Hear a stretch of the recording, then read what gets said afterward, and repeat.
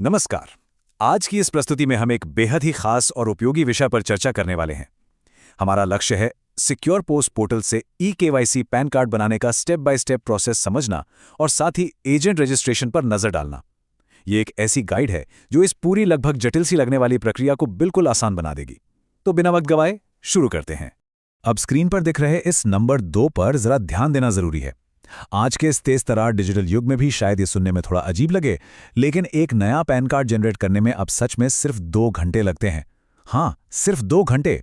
ये वाकई किसी बड़ी क्रांति से कम नहीं है। तो चलिए इसकी गहराई में चलते हैं। 2 घंटे की स्पीड तो शानदार है ही, पर उससे भी बड़ी बात यह है कि इस पूरी प्रक्रिया में कोई भी फिजिकल या स्कैन किया हुआ डॉक्यूमेंट अपलोड करने की जरूरत ही नहीं पड़ती। ये एकदम 100% पेपरलेस है। तो आखिर ये चमत्कार होता कैसे है? आइए इस पर नजर डालते हैं। इस पूरे प्रोसेस को सरलता से समझने के लिए इसे 5 छोटे हिस्सों में बांटा गया है। पहला, सिक्योर पे ई-केवाईसी का परिचय। दूसरा, एसएसओ आईडी लॉगिन प्रोसेस। तीसरा, यूटिलिटी सर्विसेज तक पहुंचना। चौथा, पोर्टल पर सिक्योर पे को ढूंढना। और पांचवा, ई-केवाईसी और फॉर्म सबमिशन। ये लॉजिकल फ्लो इस पूरे काम को बेहद आसान बना देगा। तो सबसे पहले बात करते हैं पहले चरण की। एसईसीपीई ई-केवाईसी का आखिर परिचय क्या है? दरअसल सिक्योर पे को लोग द फ्यूचर ऑफ फिनटेक भी कहते हैं, और इस फास्ट पेपरलेस सर्विस के लिए ये वाकई एक बेहतरीन प्लेटफॉर्म है। चाहे नए एजेंट्स का रजिस्ट्रेशन हो या डिजिटल सर्विस प्रोवाइडर्स के रोजमर्रा के काम, ये प्लेटफॉर्म डेली ऑपरेशंस को इतना स्ट्रीमलाइन कर देता है कि काम की रफ्तार कई गुना बढ़ जाती है। एक तरह से ये किसी वरदान से कम नहीं है। आगे बढ़ते हैं और आते हैं दूसरे चरण पर, एसएसओ आईडी लॉगिन प्रोसेस। यहां से हमारा सबसे पहला प्रैक्टिकल काम शुरू होता है। अब इस स्लाइड की सबसे दिलचस्प बात यह है कि पूरी प्रक्रिया का आधार यही राजस्थान सिंगल साइन ऑन यानी एसएसओ पेज है।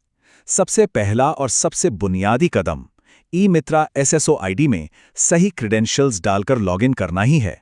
यही वो फाउंडेशन है जहां से आगे के सारे दरवाजे खुलते हैं। डैशबोर्ड पर आने के बाद क्या होगा, ये हम देखेंगे तीसरे चरण में, यूटिलिटी सर्विसेज को एक्सेस करना। जैसे ही लॉगिन करने के बाद पोर्टल का डैशबोर्ड खुलता है, नज़र सीधे इस यूटिलिटी टाइप सर्विसेज वाले बटन पर जानी चाहिए। ये नीले रंग का बटन ही वो सच्चा गेटवे है जो उन सभी ज़रूरी एप्लीकेशंस और सर्विसेज तक ले जाता है जिनकी हमें तलाश है। लेकिन यहाँ पर एक बहुत ही स्वाभाविक सा सवाल सामने आता है। यूटिलिटी मेन्यू में तो अनगिनत विकल्प मौजूद होते हैं। ऐसे में इतनी सारी सर्विसेज के बीच ठीक वही सर्विस तेजी से और बिना गलती किए कैसे ढूंढी जाए? और यहीं आता है हमारा चौथा चरण, पोर्टल पर सिक्योर पे को तेजी से खंगालना या ढूंढना। चलिए आगे बढ़ते हैं और देखते हैं कि ये कैसे काम करता है। सबसे स्मार्ट और लंबा वक्त बचाने वाला तरीका है इस सर्च बार का इस्तेमाल करना। यहाँ सर्च बॉक्स में सिक्योर पे टाइप करते ही ड्रॉप डाउन लिस्ट खुलती है। उसमें से सीधे सिक्योर पे dash NSDL pan card issuance वाले विकल्प को सिलेक्ट करना है। बस एक क्लिक और हम सही जगह पर हैं। और अब हम आते हैं इस प्रस्तुति के 5वें, आखिरी और सबसे महत्वपूर्ण हिस्से पर, ई-केवाईसी और फॉर्म सबमिशन।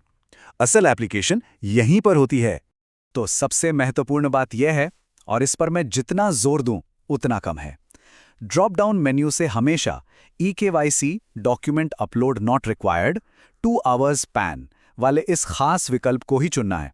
सिर्फ 2 घंटे में और बिना किसी झंझट के पेपरलेस पैन कार्ड पाने की यही एकमात्र चाबी है। इसे मिस किया तो समझिए पूरी मेहनत बेकार है। स्क्रीन पर इस वक्त वही ड्रॉप डाउन मेन्यू दिख रहा है जो एक्चुअल में सिस्टम पर काम करते वक्त सामने आएगा। इस लेआउट और इस विकल्प को पहले से ही समझ लेने से बाद में किसी भी तरह का कंफ्यूजन नहीं होता। ये छोटी सी समझदारी आगे चल के कीमती वक्त बचाती है। अब बात करते हैं आखिरी कदम की, जो है डेटा एंट्री। फॉर्म में आवेदक का बिल्कुल सटीक विवरण भरना होता है। शुरुआत में कैटेगरी और टाइटल का सही चुनाव करना है। उसके बाद आवेदक का पूरा नाम, उनकी जन्म तिथि और एकदम सही मोबाइल नंबर ध्यान से टाइप करके बस नीचे दिए गए सबमिट बटन पर क्लिक कर देना है। और लीजिए, पूरा प्रोसेस यहीं आकर आसानी से मुकम्मल हो जाता है। इस पूरे वर्कफ्लो को देखने के बाद ये वाकई सोचने वाली बात है कि ये 2 घंटे की सुव्यवस्थित और पूरी तरह से पेपरलेस प्रक्रिया किसी भी डिजिटल सर्विस ऑपरेशन में कितना सारा समय और ऊर्जा बचा सकती है, जरा इस पर विचार कीजिए। इस शानदार और नई तकनीक का सही इस्तेमाल करके उत्पादकता को एक बिल्कुल नए स्तर पर ले जाया जा सकता है। आज के इस विश्लेषण में हमारे साथ जुड़े रहने के लिए बहुत बहुत धन्यवाद।